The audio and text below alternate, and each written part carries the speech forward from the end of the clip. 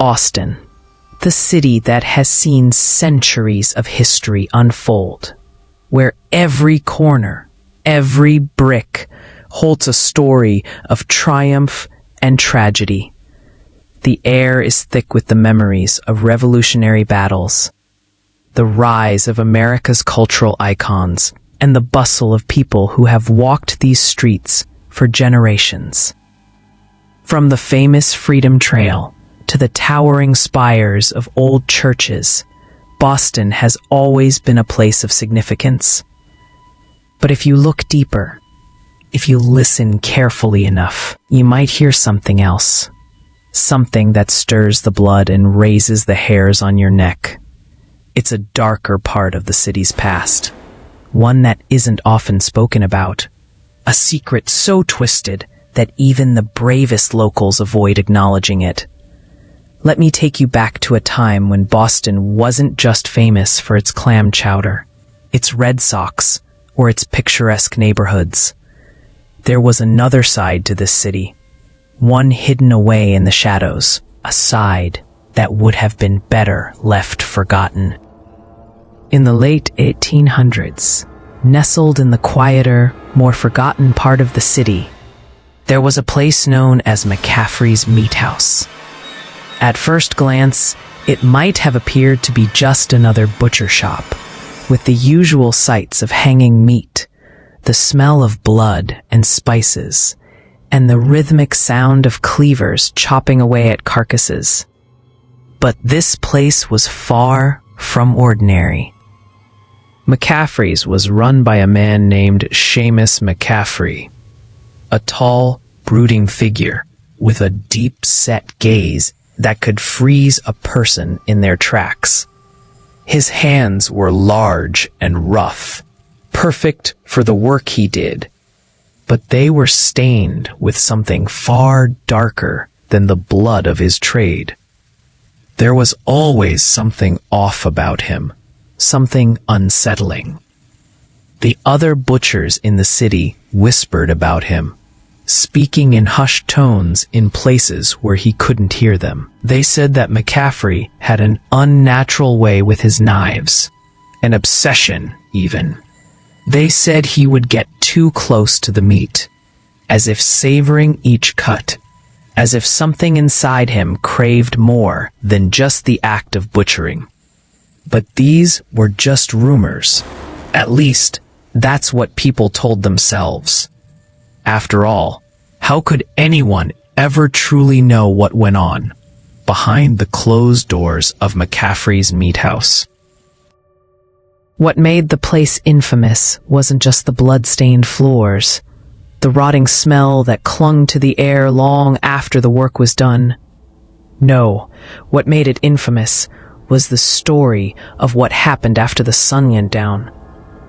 When the last customer had left, and the door had been locked, when the lights in the windows were dimmed and the streets outside grew quiet, McCaffrey's true work began. It was in these late hours that things took a darker turn. The shop's walls, once echoing with the sounds of chopping and slicing, would grow eerily silent. But those who worked nearby, those who lived in the old houses just a few blocks away, swore they could still hear strange noises coming from the shop. Low whispers, the faintest sounds of struggling. A scream, maybe, soft at first, then quickly muffled. And the strange thing was, it was always around the same time, just after midnight. It wasn't long before people started to disappear. People who had been seen walking the streets earlier in the day, but never again after dark. No one dared to speak too openly about it. Who would believe them? No one knew for sure what happened behind the closed doors of McCaffrey's Meat House. But one thing was certain. Something terrible was happening there. It was said that if you went into McCaffrey's meat house after dark, you would never leave the same person. Some said the butcher had a secret, something twisted and unholy. Others said the meat he sold wasn't just beef or pork, that it was something else entirely. And the most chilling rumor of all, that the butcher himself didn't just kill for the sake of business. No, he killed for pleasure. He killed to feel the rush of it. One evening, a man named Thomas, a young local with a taste for the macabre, grew curious. He had heard the rumors, seen the strange sights, and felt the weight of the whispers that followed McCaffrey's shop wherever it went. Determined to discover the truth, Thomas waited until nightfall, armed with nothing but a lamp and his own stubborn will. He crept through the alleyways until he reached McCaffrey's door. The faint glow of lantern light flickered in the shop's dusty windows, casting long shadows onto the pavement. It was quieter than usual.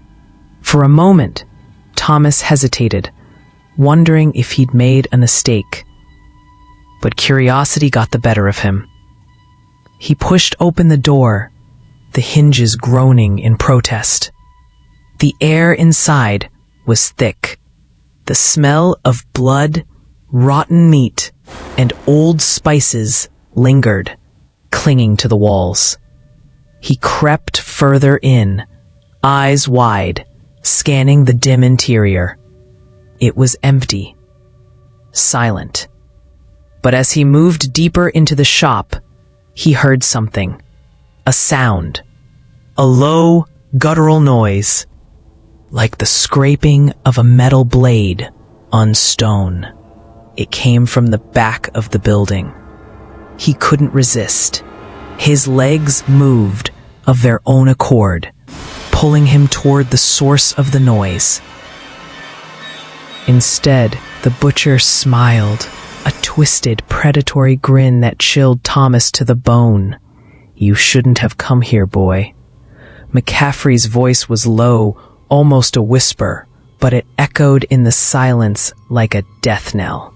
Before Thomas could turn to run, McCaffrey moved faster than humanly possible. The last thing Thomas saw was the glint of a butcher's knife, before everything went black. The next morning, McCaffrey's shop was closed. People noticed, but they were too afraid to ask questions. They always had been. But Thomas was never seen again, and McCaffrey's shop continued to operate, silently, in the heart of Boston, as if nothing had ever happened. And so, the legend of McCaffrey's Meat House grew. People who dared to speak of it said it was cursed. Others said it was haunted.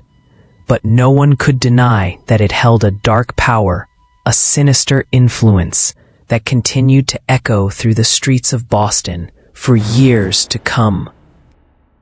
The air around McCaffrey's Meat House always carried a sense of unease, though it wasn't something most people could quite put their finger on. It was as if the shadows themselves knew something they weren't telling. The butcher shop, nestled among the older buildings of Boston, was a place where the blood never quite seemed to leave the walls. But the real mystery wasn't the blood. It was the man who ran the shop. Seamus McCaffrey was a name whispered in corners and down alleyways. A man spoken of with a mixture of admiration and fear. People said he was a master of his craft, that there was no one who could cut meat like him. His knives were always perfectly honed, his precision unmatched. But there was something else about him, something that made even the bravest of men hesitate when they passed by. He had an unsettling presence, an intensity in his eyes that made people think twice before speaking too freely. There was always the feeling. McCaffrey's skill with a knife was legendary, and his work ethic was impeccable. He didn't just slaughter his animals with precision. He did it with a kind of eerie grace, as though he had been doing it for lifetimes. His methods, too, were said to be perfect. No wasted movements, no hesitation, just a man and his blade, moving together like they were one. But the rumors that swirled around him went deeper than his skills. People started talking about how the butcher treated his animals. They spoke of the way he would stare at them, as if there were something more than just hunger or necessity in his gaze. It was as if he were savoring each moment, as though the act of slaughtering wasn't merely about feeding the city. It was something much darker. Some said the animals could sense it, that they could feel the malevolent energy coming from McCaffrey. But they were just animals, right? And animals don't talk. At least, that's what people told themselves. But there were whispers that sometimes McCaffrey's animals didn't make it to the slaughter at all. There were reports, fragments of stories told by drunk men in taverns, or terrified whispers from his workers that on some nights, McCaffrey would come into the shop with a look in his eyes that made the room grow cold. They said he'd bring something into the back room, something that wasn't quite an animal and wasn't quite a man, but those stories were always dismissed as drunken ramblings. After all, who would believe them? Who could even imagine what such things meant? Thomas was one of the few who dared to find out. He had grown up in Boston, hearing the legends of McCaffrey's meat house from an early age. Like all the other children, he'd been warned to stay away from the shop, to never go near the butcher's dark, silent building. But unlike most of the others, Thomas didn't heed the warnings. His curiosity, especially about the unknown, was insatiable. He had heard the rumors about McCaffrey's strange ways, the terrifying stories that came with the butcher's name, and for reasons he couldn't explain, he was drawn to the mystery of it all. One night, when the city was quiet and the streets were empty, Thomas decided to act on the curiosity that had been gnawing at him for years. It was late, well after midnight, and the streets of Boston were bathed in a thick fog. The city seemed muffled under the weight of the night. The sounds of footsteps and voices swallowed by the mist. It was the perfect time to sneak into McCaffrey's meat house. Thomas had no intention of making trouble. He wasn't looking for a confrontation. He simply wanted to see for himself what was really going on behind those locked doors. What was it that made the people of Boston so afraid of this man? What did they know that he didn't? The answer, he thought, was waiting for him in the darkness of that shop. He approached the building cautiously, his heart pounding in his chest. The door was slightly ajar, as though someone had forgotten to lock it properly. The faintest light flickered from inside, casting long shadows across the cobblestone alley. Taking a deep breath, Thomas pushed the door open and slipped inside. The smell hit him first, a heavy metallic scent that made his stomach twist. It was the smell of blood, old and fresh, mixing with the earthy scent of animal flesh. The air was thick and humid, making it difficult to breathe, as though the shop itself was alive and feeding off the very atmosphere. The floor creaked under his weight, each step sending a shiver through him. But still, he pressed on, deeper into the belly of the beast. McCaffrey's meat house was even darker inside than it had seemed from the outside. The faint light that came from the back of the shop was dim, almost as if it didn't want to reveal what was happening beyond it. Thomas crept further in, his eyes adjusting to the low light. He could see the glint of knives hanging on the walls, their blades sharp and gleaming. The tables were covered in the remnants of the day's work, slabs of meat and bones scattered across them. But it wasn't the sight of the butcher's tools that made Thomas freeze in place. It was the sound, a low, guttural sound coming from the back room, just beyond the kitchen area. A sound that didn't belong to any animal he had ever heard. It was the sound of something struggling, gasping for air, and then something.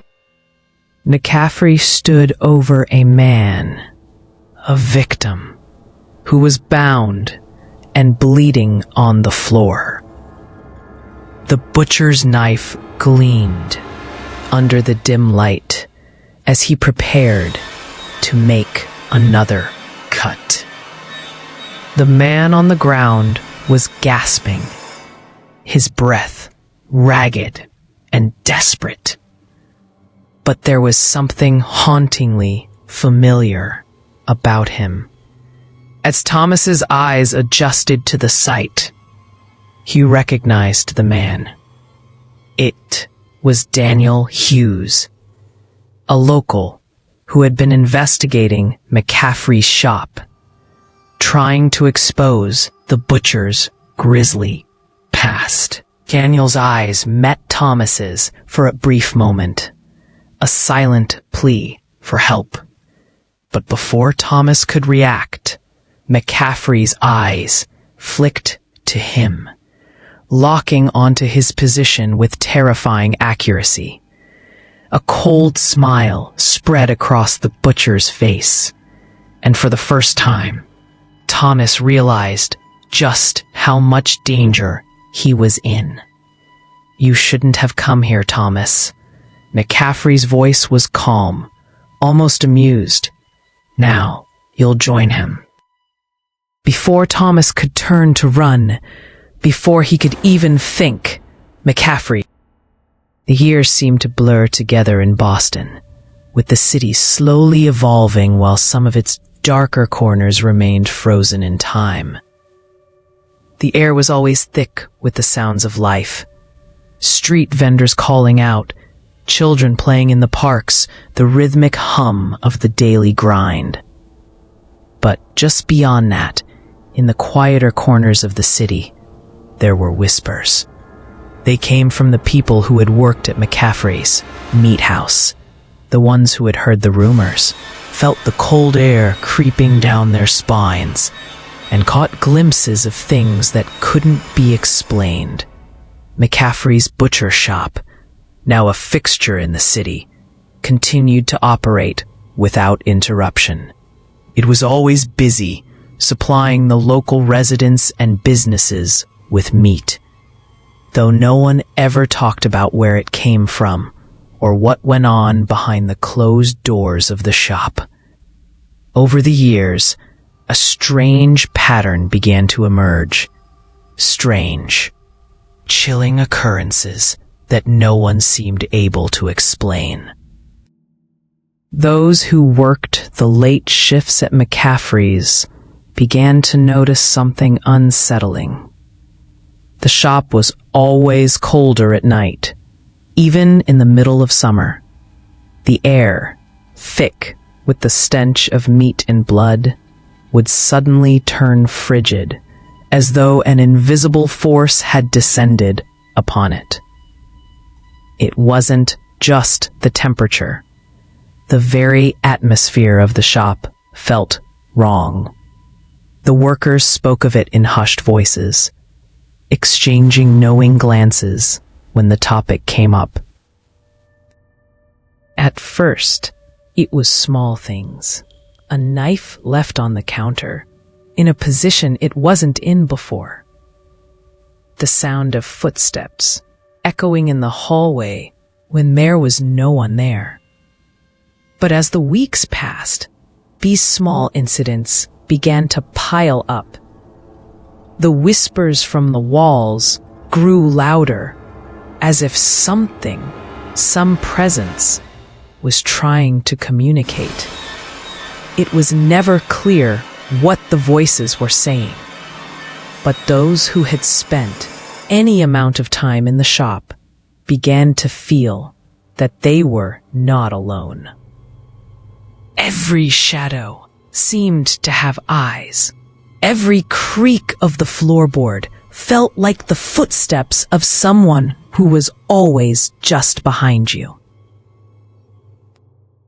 One night, as a storm raged outside, the first disappearance occurred. A young man named Jimmy, fresh from the countryside, had taken up a job at McCaffrey's meat house to support his family. He had been working the evening shift when he was last seen. The night had been unusually cold, even for that time of year, and the lights had flickered a few times. Jimmy had joked nervously that it was just a storm, and nothing more. But when his shift ended, he didn't return home. His family waited for him, but Jimmy never came back. At first, there was no panic. People believed he'd simply run off. Maybe he had gone to a nearby tavern to get a drink, or had met someone and decided to leave town for a while. But as the days turned into weeks, the whispers grew louder. Jimmy had vanished without a trace. His belongings were found in his small room in the boarding house, his coat left hanging on the back of the door. His shoes were neatly placed by the bed. It was as if he had simply disappeared into thin air. And he wasn't the only one. Over the next several months, more workers at McCaffrey's disappeared. Some had been with the shop for years. Others had just started. But each one left in the same eerie way, vanishing without a word, without a struggle. There was The remaining workers began to feel the pressure of the place. They worked faster, their nerves fraying under the weight of the unknown. Every creak of the floor, every chill breeze that swept through the shop, set their hearts racing. They knew something was watching. Something was waiting. But they didn't dare leave. They were tied to McCaffrey's in ways they couldn't explain. It was as if the shop had become a prison, and leaving would mean abandoning something dark and powerful. Some of the workers even said they could hear the whispers at night, calling them by name, telling them to stay. It wasn't until McCaffrey himself disappeared that the true horror of the situation was revealed. One stormy night, as the wind howled and the rain lashed against the windows, the butcher vanished. No one knew where he had gone, or how. McCaffrey's meat house was locked, as usual, and the lights were dimmed by the early hours of the morning. But when the shop was opened the next day, there was no sign of the man who had run it for so long. The workers searched the building, calling his name, but there was no answer. His knives were neatly lined up. His apron hung on the wall. The blood-stained counters remained, as though untouched. But McCaffrey himself was gone, and the shop seemed emptier than ever before. It was as though his absence left a hole in the very fabric of the place, one that could never be filled. Weeks passed, and the mystery of McCaffrey's disappearance deepened. No body was found, no trace of his whereabouts. The police were called, but they found nothing. The butcher had simply vanished, and the legend of McCaffrey's meat house grew darker. But as the years went by, something strange began to happen. People started to see a figure roaming the streets of Boston. It wasn't the usual passerby or traveler. It was a man tall and imposing, with a twisted grin that never seemed to leave his face. He was always seen at night, moving swiftly through the fog, his face obscured by shadows. But those who saw him up close described a man covered in blood, as though he had just stepped out of a slaughterhouse. His hands were stained, his eyes cold and empty. He was not the McCaffrey they had known, but he was still familiar. People spoke of him in fearful whispers, wondering if it was really McCaffrey, somehow returned from the dead, or if it was something else entirely. A monster, a spirit, a revenant. The figure that stalked the streets of Boston seemed to be looking for something or someone. His twisted grin never faltered, and his eyes, cold and unblinking, always seemed to find their mark. There was something otherworldly about him, something that made people shudder even when they were in the safety of their homes. And yet, no one dared to speak openly about what they had seen. They didn't want to be next. As the figure continued to roam the streets, people began to speak of McCaffrey's curse, the idea that the butcher's dark presence would never leave Boston. The whispers about the strange happenings at the shop, the disappearances, the haunting figure that walked the streets, all began to fall into place. McCaffrey had never really disappeared. He had never really left. He was still here, somewhere in the shadows, hunting down those who had come into his world and never left. He was the butcher, in search of his next victim. He was always watching, always waiting, and Boston would never be the same again. Years passed, and with each passing season, the once bustling city of Boston moved further from the memories of the dark and twisted butcher shop. McCaffrey's meat house had long been abandoned, its walls crumbling, its windows boarded up, and its doors locked shut, as though the building itself wanted to keep the horrors inside sealed away forever. But despite its physical decay, the legend of McCaffrey's shop never truly faded. It lingered, buried deep in the whispers of old men in dimly lit taverns, in the hushed voices of parents who warned their children to stay away from the streets near that cursed building. The butcher's name became synonymous with terror. The tales were always the same. McCaffrey had been a man of dark passions, a butcher who had become something more than human, a vengeful spirit bound to the shop where his unspeakable acts had unfolded.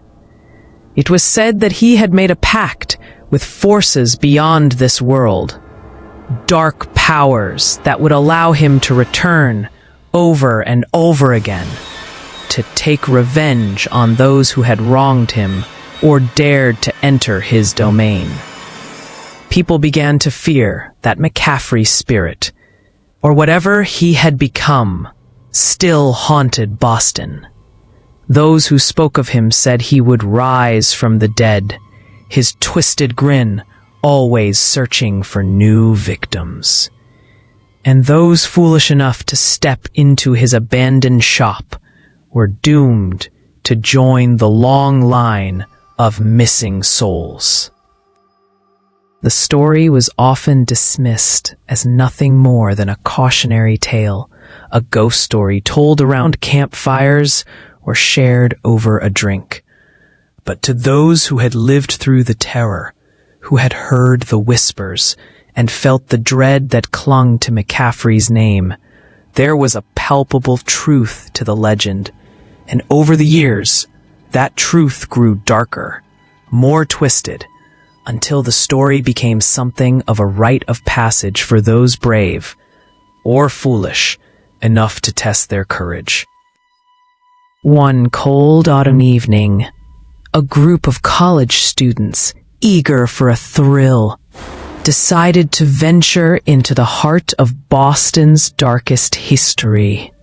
The old butcher shop, long abandoned, had become a place of intrigue for the more adventurous. They had heard the rumors, the tales of missing workers and strange happenings, but they weren't afraid of ghost stories.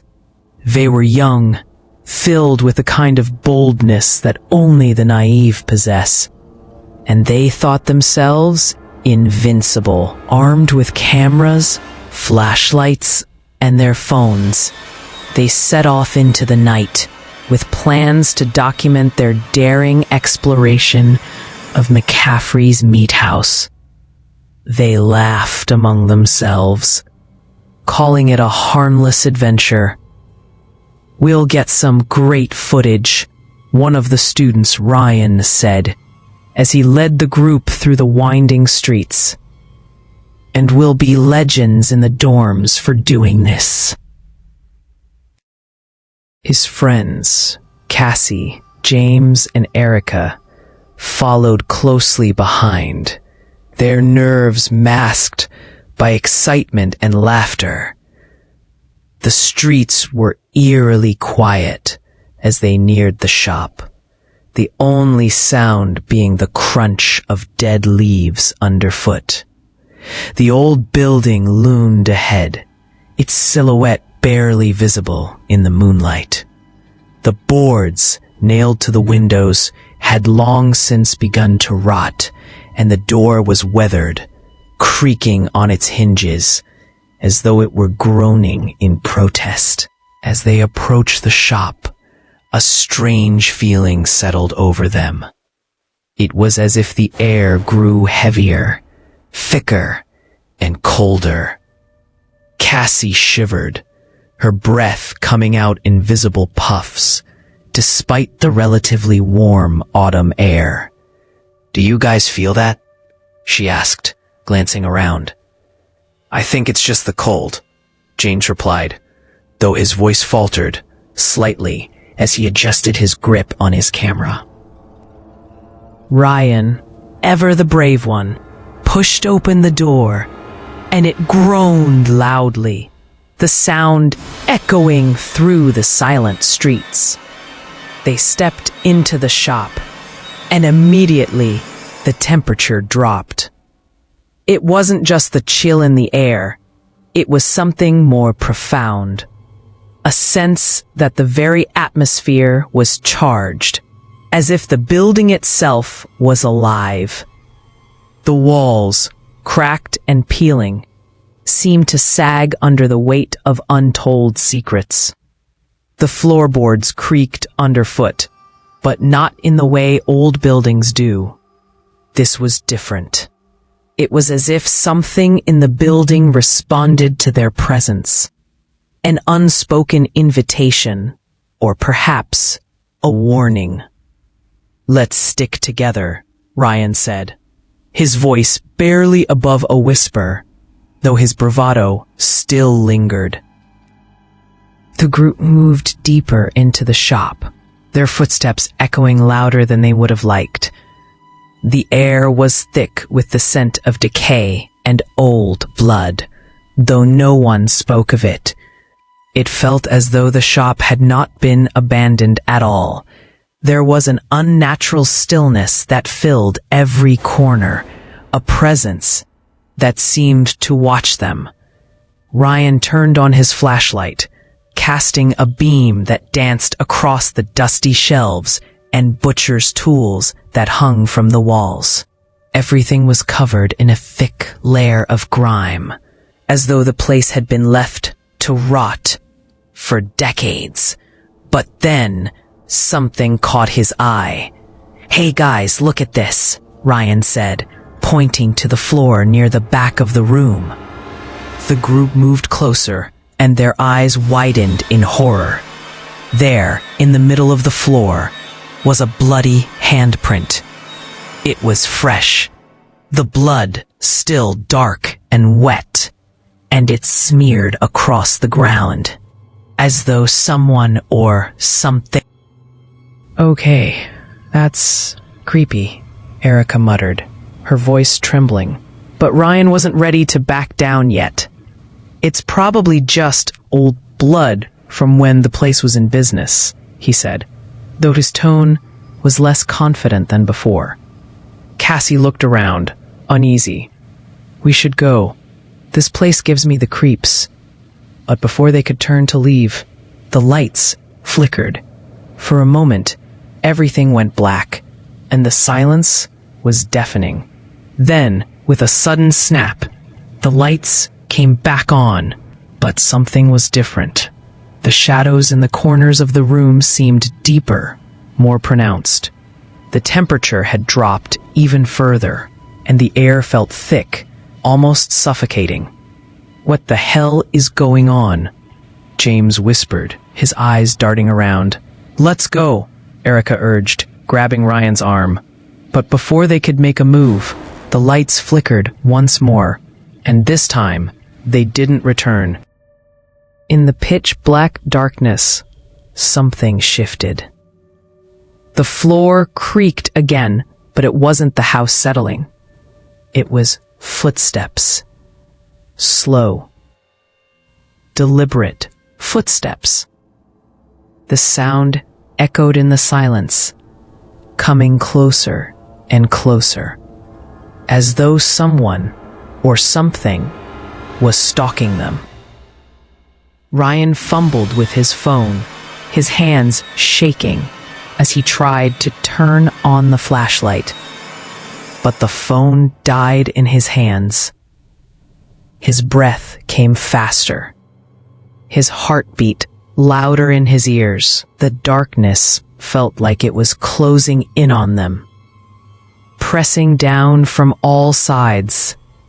"Run!" Cassie screamed, but the words barely left her mouth before a shrill, inhuman screech echoed through the building. The next morning, the police arrived. They found the butcher shop as they had left it, abandoned, decaying, and empty. There was no sign of the students. No cameras, no phones, no trace of their presence. It was as though they had never been there at all.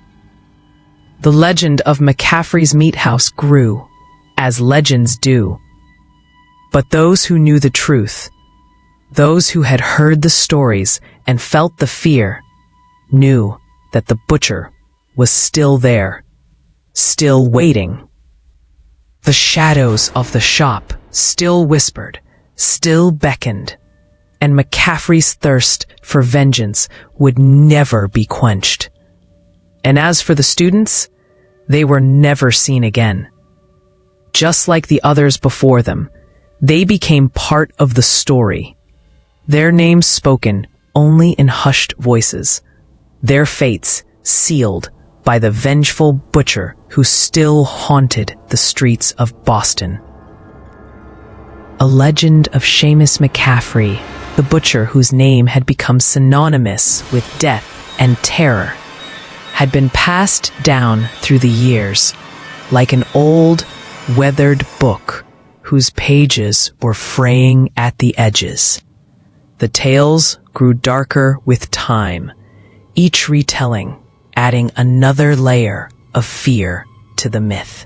But there was one thing that everyone knew. The butcher's curse wasn't something that could be easily forgotten. Even after the butcher's disappearance, the building that had once been McCaffrey's meat house remained a silent, brooding presence in the heart of Boston. It stood there, as if biding its time, waiting for someone foolish enough to disturb it. For decades, people avoided the old butcher shop, knowing that it was best left alone, that whatever had taken root there was better left undisturbed. But as time passed, the building started to fade into the backdrop of the city's evolving landscape. New businesses came, new buildings rose, and old memories began to blur. The city, with its bustling streets and its vibrant pulse, seemed to move on, leaving the butcher shop to rot in quiet obscurity. Then one day, a man named Peter came to Boston. Peter was a historian, a man fascinated by the city's past. He had studied the history of Boston for years, uncovering stories that others had forgotten, piecing together the city's hidden past. But there was one story that had always eluded him, the tale of McCaffrey's meat house. He had heard the rumors, of course. Everyone in Boston had. But Peter wasn't one to believe in ghost stories or curses. He was a man of facts, of research. And he believed that with enough time and effort, he could uncover the truth behind any legend. It started as a casual curiosity, a small project to fill the gaps in his research. Peter began to dig into the history of McCaffrey's shop, poring over old newspaper clippings, public records, and any scrap of information he could find. The more he uncovered, the more disturbing the story became. At first, it seemed like a typical tale of a murderer or a madman, a butcher who had gone too far and disappeared into the night. But the deeper Peter dug, the more he realized that McCaffrey was no ordinary man. There were accounts of strange occurrences, people who had heard screams in the night, workers who had vanished without a trace, and the whispers of a darkness that had never truly left the butcher shop. But there was one piece of information that stood out above all the others. According to the records, McCaffrey had made a deal, a pact, some said, with something dark, something ancient. It wasn't just that McCaffrey had killed. It was that he had made himself part of something much greater, something more terrifying than anyone had ever imagined. Peter's research led him to a shocking conclusion. McCaffrey hadn't just disappeared. He had become something else. He had crossed over into a realm that existed between life and death. A realm where the boundaries between the living and the dead were blurred. McCaffrey had become a part of the very darkness that had consumed his soul. He wasn't a ghost. He wasn't a spirit. He was something worse, a vengeful entity that fed off the fear and pain of those who crossed his path. As Peter pieced together the fragments of the story, he discovered that the souls of McCaffrey's victims had never left. They were trapped in the building, bound to it by the butcher's pact. They wandered the halls, lost and tormented, waiting for the moment when they could exact their revenge on anyone who dared to enter. The building itself had become a prison, a place where the living and the dead coexisted in a twisted, unholy union. The walls, the floors, the very air in the building was thick with the presence of the souls that had been claimed by McCaffrey. Peter couldn't believe what he was uncovering. He had always thought that the stories of McCaffrey's shop were nothing more than old folklore. But the deeper he dug, the more he realized that there was something horribly real about the curse that had taken hold of the place. The butcher hadn't just been a man of violence. He had been a vessel for something far darker. He had opened a door to a world beyond death, a world where the lines between the living and the dead were no longer clear. Determined to understand the true nature of the curse, Peter made the decision to visit McCaffrey's meat house. He knew the building had been abandoned for years, and he was fully aware of the danger that lingered there. But Peter wasn't afraid. He was a historian, after all, and his desire for knowledge outweighed any fears he might have had. Armed with only a flashlight, a notebook, and his own stubborn determination, he set out to uncover the truth once and for all. The night was cold and quiet as Peter made his way to the butcher's shop. The streets were empty, and the only sound was the distant hum of the city's heartbeat. When he reached the shop, he stood for a moment, taking in the sight of the decaying building. The windows were boarded up, and the door was covered in layers of dust and grime. The place had been abandoned for years, but it still had a menacing presence, like a predator waiting for the right moment to strike. Peter took a deep breath and pushed open the door. It creaked loudly, and the smell of rot and decay hit him like a physical blow. The air was thick with the scent of mold, old blood, and something else, something faint but unmistakable. It was a feeling, more than a smell, that crawled under his skin. It was as if the building itself was alive, as if it was watching him. As Peter stepped inside, the floorboards groaned beneath his weight. The building was eerily quiet, the kind of silence that feels wrong, unnatural. His flashlight cut through the darkness, revealing the ruins of the butcher shop. Broken tables, rusted knives, and piles of old meat hooks. The place was a shadow of its former self, but it still held a terrible power. Peter's heart began to race as he moved deeper into the shop.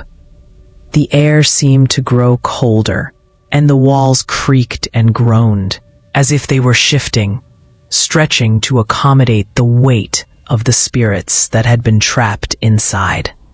Peter could almost feel them, ghostly figures that were watching him from the corners of the room. He shook his head, trying to dismiss the feeling. He was a historian. There was no such thing as ghosts. But the feeling wouldn't go away. It was as if the spirits of McCaffrey's victims were standing just out of sight, waiting for him to make a mistake.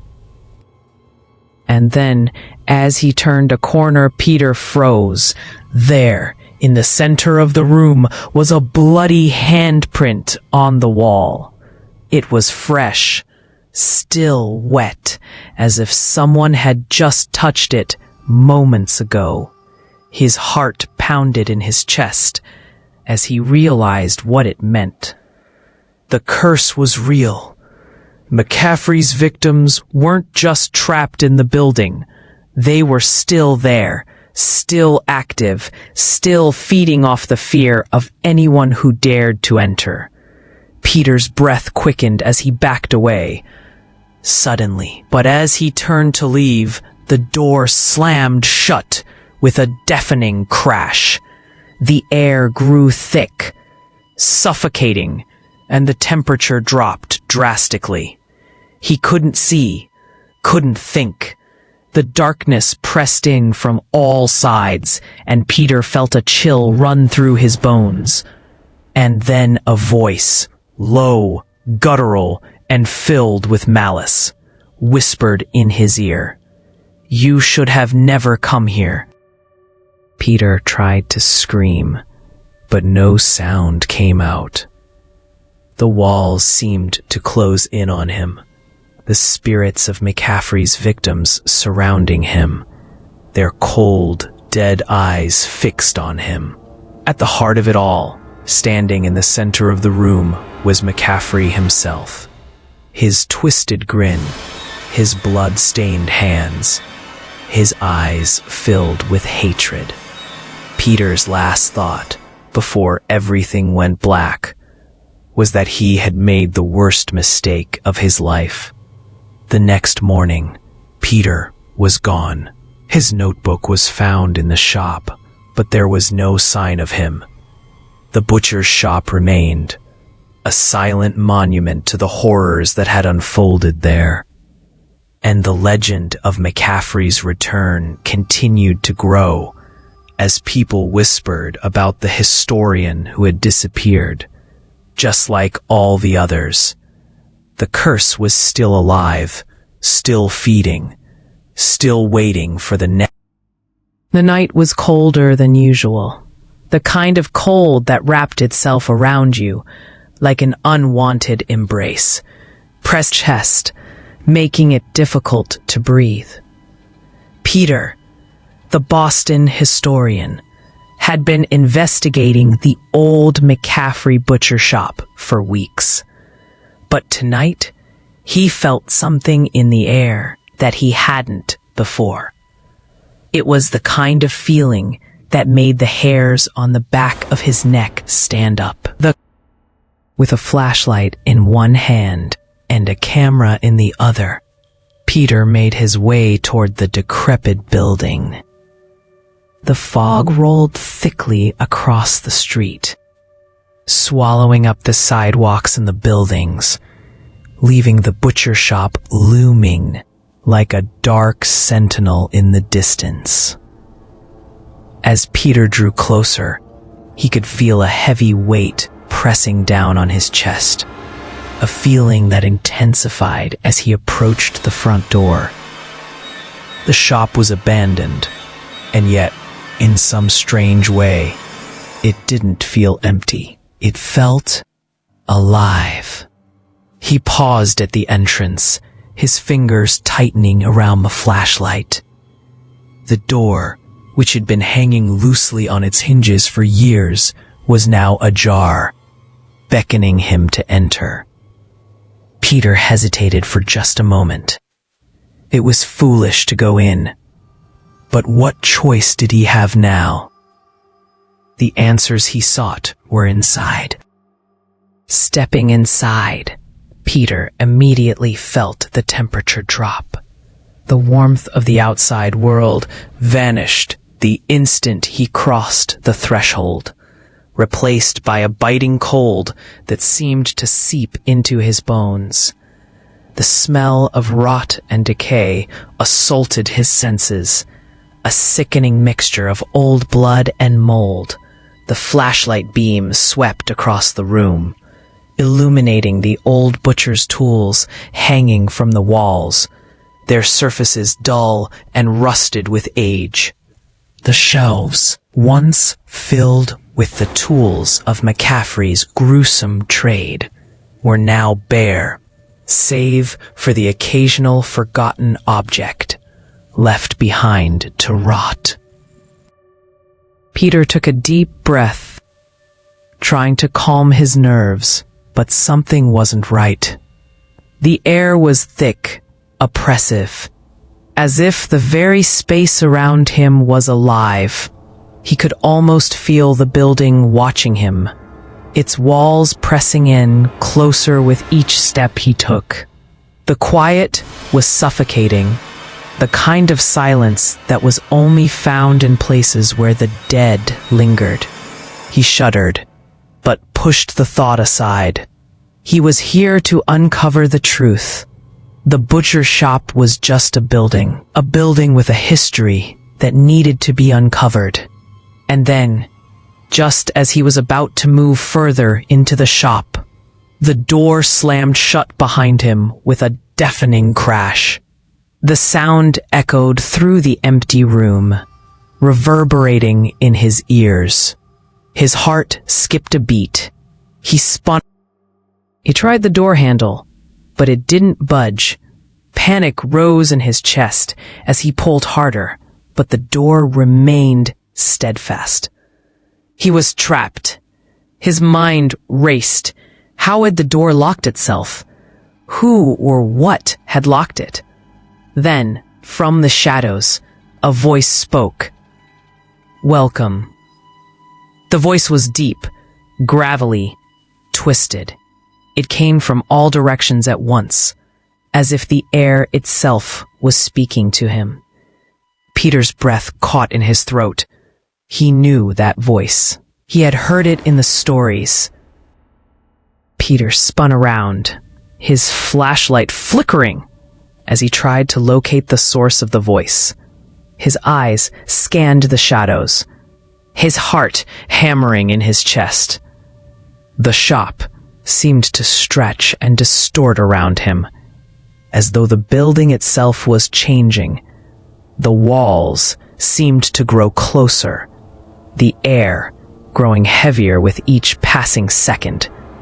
And then, just at the edge of the light, Peter saw it.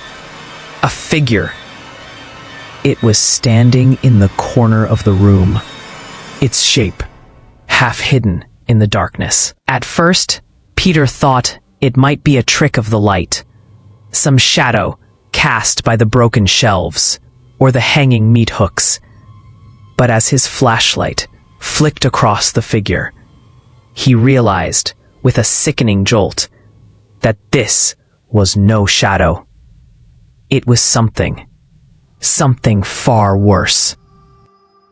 The figure was tall, impossibly tall, its body twisted and deformed. Its skin was pale, over bones that seemed to protrude unnaturally, giving the creature a...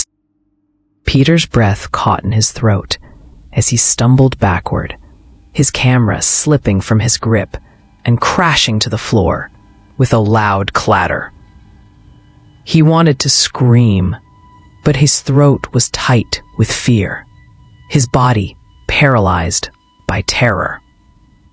The figure in the corner moved, its head tilting slightly as it studied him with unnerving focus. It was like a predator circling its prey, savoring the fear it could taste in the air. "McCaffrey," Peter whispered, his voice trembling. He knew what this was. This was the butcher. This was what McCaffrey had become. The figure stepped forward, its long, unnatural limbs dragging across the floor. Peter's eyes widened as he realized just how much the creature had changed. It wasn't just a man anymore. McCaffrey had become something else, something that existed between the worlds of the living and the dead, a twisted amalgamation of death and torment. "You shouldn't have come here," McCaffrey's voice hissed, his words cutting through the silence like a blade. "You've come to learn too much, and now you'll pay the price." Peter tried to back away, but the creature was too fast. Before he could even react, McCaffrey lunged, his long, clawed fingers reaching out toward Peter. The flashlight fell from Peter's hand, and the world went black. The last thing Peter saw was the gleam of McCaffrey's blade, a sharp, jagged knife that glinted in the dim light, reflecting the horror that was about to unfold. And then, with a scream that was swallowed by the darkness, Peter was consumed by the very evil he had come to uncover. The room was silent again, save for the sound of breathing. The door, which had once been locked, now stood open. The curse of McCaffrey had claimed yet another victim, another soul lost to the butcher's insatiable hunger. The darkness lingered, as it always had, waiting for the next fool to cross its threshold. And somewhere, deep within the butcher's shop, McCaffrey's twisted grin lingered in the shadows, feeding on the fear of those who dared to enter.